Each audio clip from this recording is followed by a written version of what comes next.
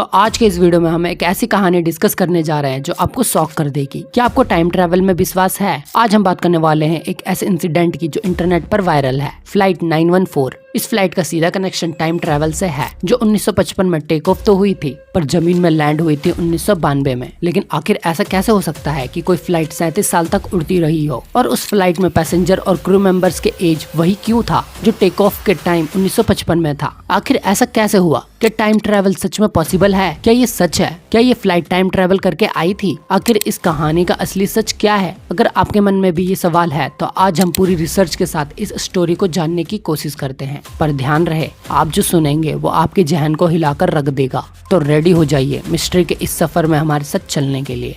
ये प्लेन 37 साल के लिए In the 1985 Pan America's Flight 914, We have breaking news. The latest for an airline to disappear out of thin air.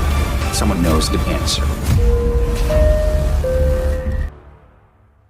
तो दोस्तों, सबसे पहले हम समझते हैं ये कहानी है क्या। तो ये कहानी शुरू होती है 2 जुलाई 1955 से। पैन अमेरिकन एयरवेज की फ्लाइट 914 न्यूयॉर्क से मियामी के लिए रवाना होती है, लेकिन ये प्लेन अपने डेस्टिनेशन पर कभी पहुंची ही नहीं। ये प्लेन हवा में कहीं गायब हो गई। कंट्रोल टावर के रिकॉर्ड्स के मुताबिक फ्लाइट रडार से गायब हो गई थी। फ्लाइट के एकदम से रडार से गायब होने के बाद सभी ने ये मान लिया था कि फ्लाइट या तो क्रैश हो गई या किसी हादसे का शिकार हो गई। अथॉरिटीज कंफ्यूज हो गई थी। सर्च एंड रेस्क्यू मिशंस चलाई गई, लेकिन कोई नतीजा नहीं निकला। टाइम के साथ सबको लगा कि ये प्लेन समुद्र में कहीं क्रैश हो गया होगा, लेकिन जो आगे होने वाला था उसका किसी ने सपने में भी नहीं सोचा था। फिर आता है 1992 का दिन। कहानी में असली ट्विस्ट, जब अचानक काराकस वेनेजुएला के एयरपोर्ट के कंट्रोल टावर के रडार्स पर एक अनजान प्लेन दिखाई देता है। जब इस प्लेन से कांटेक्ट किया गया तो जवाब आया, this is Pan AM flight 914 from New York to Miami. ये सुनकर कंट्रोल टावर में जो शख्स था उसके होश उड़ चुके थे, क्योंकि ये फ्लाइट 37 साल तक लापता थी और अचानक ये लापता फ्लाइट लैंड करने की परमिशन मांग रही थी।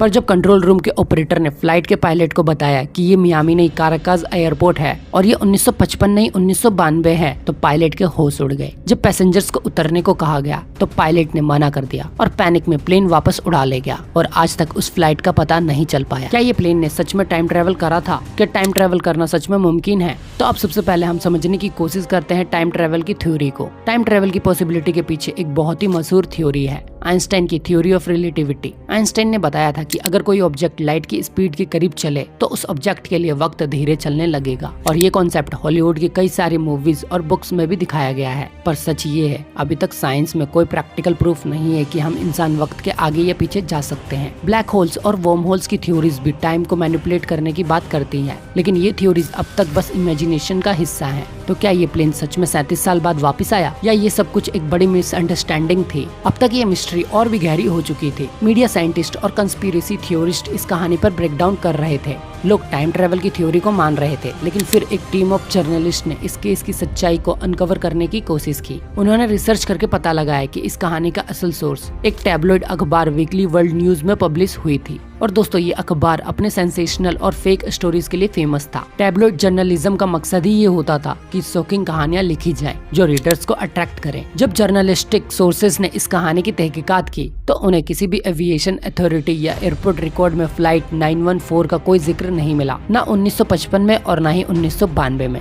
और ये कहानी बिल्कुल फेक थी। ना तो ऐसी कोई फ्लाइट 1955 में गायब हुई थी, ना ही 1992 में ऐसी कोई फ्लाइट वेनेजुएला में लैंड हुई थी। इस कहानी के साथ जो डिटेल्स दिए गए, जैसे पायलट का नाम, फ्लाइट नंबर और पैसेंजर्स के फोटोज, सब मनगढ़ंत थे। इंटरनेट के जमाने में ये अफवाह और ज्यादा फैल गई, क्योंकि तब लोग इंटरनेट पर कुछ भी बिना वेरीफाई किए शेयर करते थे। वीकली वर्ल्ड न्यूज अपनी इमेजिनेशन को यूज करके सेंसेशनल कहानियां लिखती थी। कहानियों में थोड़ा सा मिस्ट्री और थोड़ा सा साइंस डाल के इसे ऐसे प्रेजेंट किया गया जैसे ये एक असली इंसिडेंट हो। तो सवाल उठता है, जब ये कहानी फेक थी तो इतनी पॉपुलर कैसे हुई? सबसे पहली वजह है psychology of human brain. Time travel, mystery, paranormal activity और कंस्पिरेसी थ्योरीज ऐसे टॉपिक है जो लोगों को हमेशा से अट्रैक्ट करते आए हैं। हम सबको ऐसी कहानियां पसंद आती हैं जो इम्पॉसिबल लगती है लेकिन सच हो सकती है। इस कहानी को और ज्यादा वायरल इसलिए भी किया गया क्योंकि तब इंटरनेट का दौर शुरू हो रहा था और लोग बिना चेक किए ही अफवाहें फैला देते थे। तो दोस्तों, फ्लाइट 914 की ये कहानी एक फेक न्यूज थी जो सेंसेशनल जर्नलिज्म और ह्यूमन क्यूरियोसिटी की वजह से इतनी इतनी पॉपुलर हुई। इस कहानी में कोई भी सच नहीं है और टाइम ट्रेवल का अब तक कोई प्रैक्टिकल प्रूफ भी नहीं मिला है। कहानी चाहे कितनी भी शॉकिंग हो, सच्चाई को जानना हमेशा जरूरी होता है। फ्लाइट 914 की कहानी एक परफेक्ट एग्जाम्पल है कि कैसे हमारी क्यूरियोसिटी और फियर हमें गलत रास्ते पर ले जा सकती है। ये एक पावरफुल स्टोरी थी लेकिन फेक थी। आज के लिए बस इतना ही, लेकिन क्या आपको लगता है फ्यूचर में हम टाइम ट्रेवल कर सकेंगे? कमेंट करके हमें जरूर बताएं। क्या आप टाइम ट्रेवल में विश्वास करते हैं? और अगर आपको ये वीडियो पसंद आई हो तो लाइक करें, सब्सक्राइब करें और शेयर करें। मिलते हैं अगले एपिसोड में एक नए नॉलेजेबल और धमाकेदार वीडियो के साथ। तब तक के लिए नमस्ते, खुदा हाफिज, टाटा, बाय बाय।